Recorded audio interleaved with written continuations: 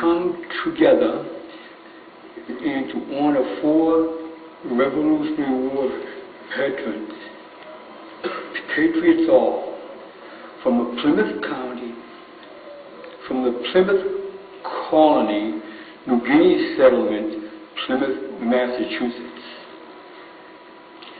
As descendants of patriots of the American Revolution, men who served in the Continental Congress, signed the Declaration of Independence, and fought alongside General George Washington through many battles.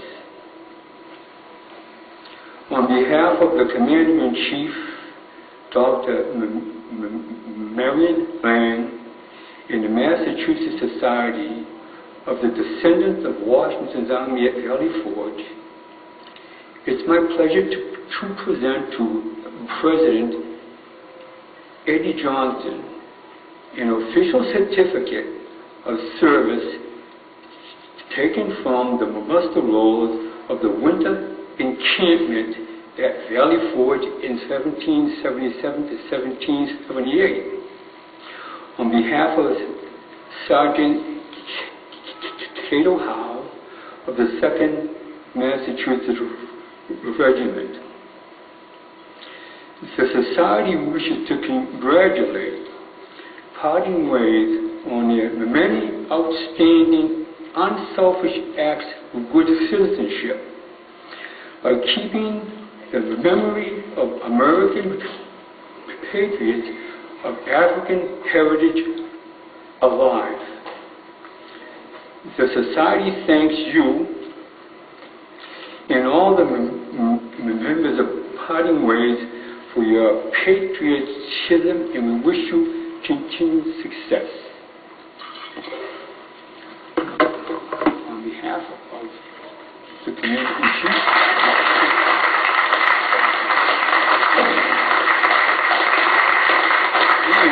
don't go away yet. And also, we have this outline. Thank you for all that you do for the Parting Ways. Thank you, Jim.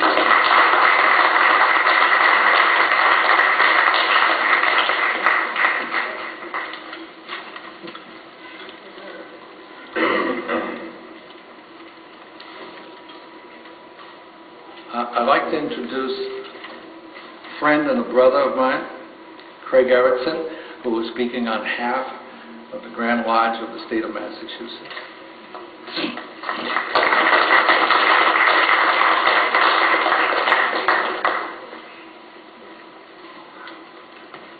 Good afternoon, everyone. My name is Craig Erickson, and I am the past master of Puritan Lodge and past Grand Steward of the Grand Lodge of Masons in Massachusetts.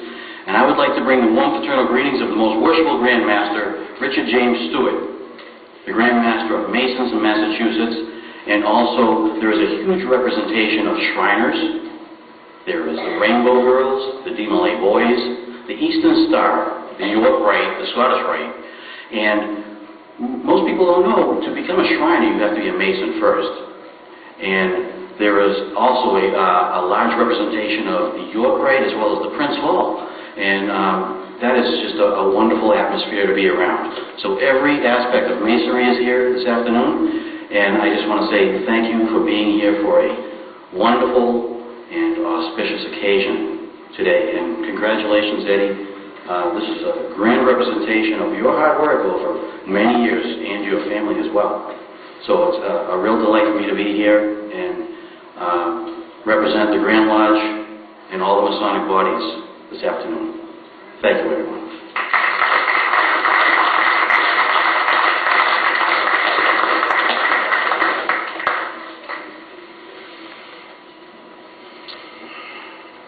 Brother Craig Erickson was with me last summer when we toured Parting Ways.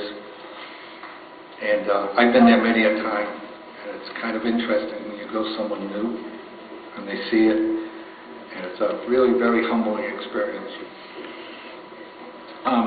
It's my honor to bring to the podium Scott Lang. Scott Lang has been a supporter of patriotism, has been familiar with New Bedford throughout the years, and definitely knows parting ways. Mr. Lang? I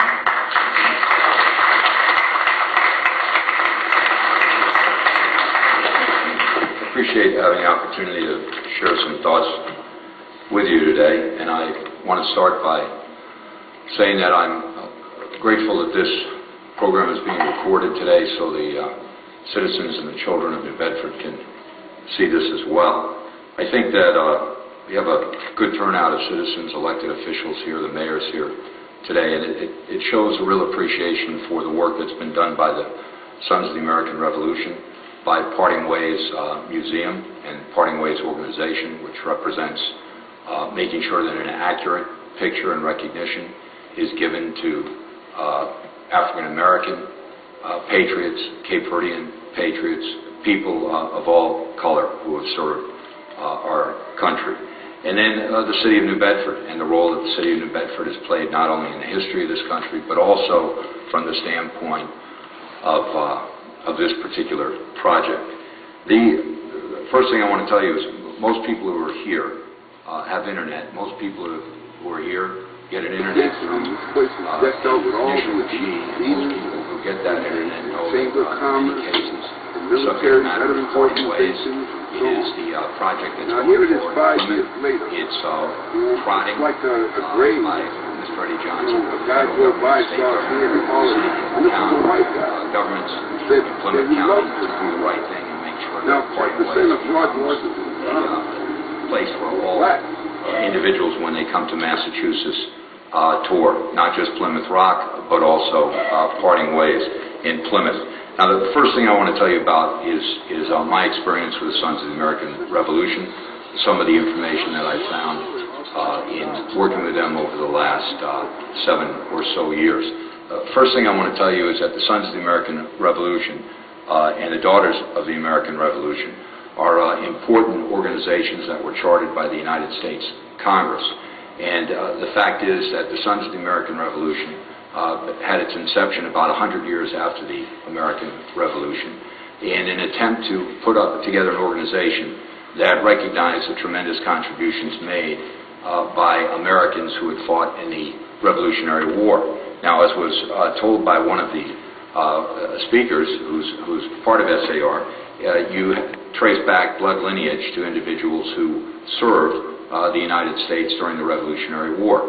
100 years after the actual Revolutionary War, there was a question as to if an organization like this is set up, should it be a societal organization, a high society type of organization, or should it be an organization that in fact has a distinct purpose to promote patriotism, to work to honor people and families who had descendants serving in the Revolutionary Army or supported the Revolutionary Army and the American cause? Should it be a living organization, or rather an organization that always looked to the past? The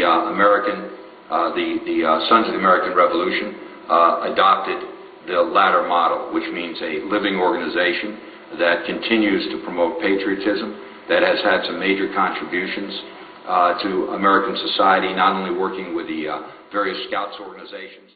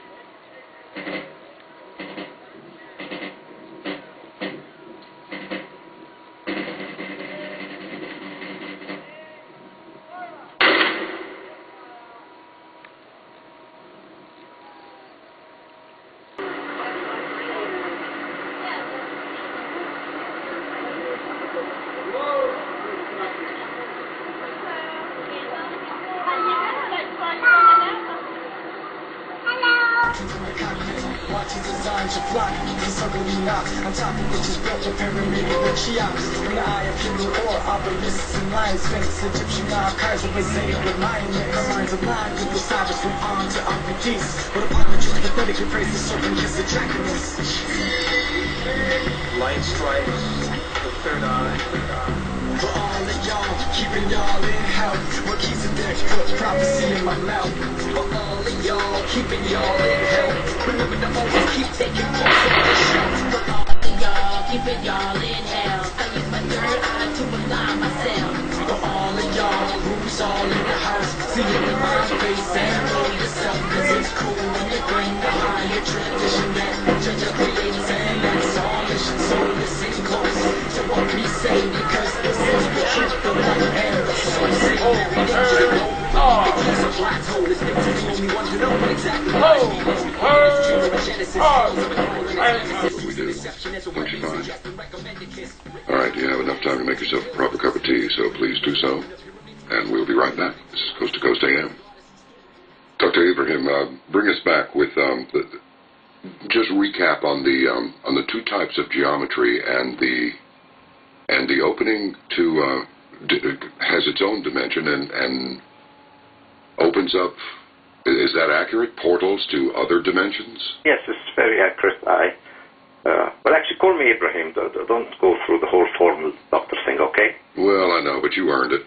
Yeah, just Ibrahim is good enough. Yeah, John and Ibrahim is good. Okay, we'll go with that. First of all, the whole analysis of the pyramid energy and how to correct it and to avoid any problems and all that is explained in my book. I have a book called Back to the Future for Mankind, and in there's a lot of energetic explanation on the pyramid shape. All right, very good. Well, okay, go ahead. Yeah, about your question, now look at it like that. Our five senses are limited to about 1% of reality out there. You know, they limit to what we see. 99% of reality is totally invisible to us. There's so many other dimensions that are totally invisible to us. But all the invisible dimensions are affecting us. So although we perceive only 1%, and with that 1% of perception, we see our perceived world, the 99 unperceived part is affecting us all the time. So that is why you need a geometry that harnesses the energy of the 99% to bring harmony into the 1%. So you need the portals, a biogeometry that opens portals and connects to higher dimensions where you have the templates of everything here, where you have the energetic template for every form that exists in our world. So this is biogeometry. By reproducing the energy qualities you find in sacred power spots, it means it is reproducing the portal. It is reproducing the connection to all other dimensions. So this geometry is multidimensional. And we can actually use it to work in very mundane physical things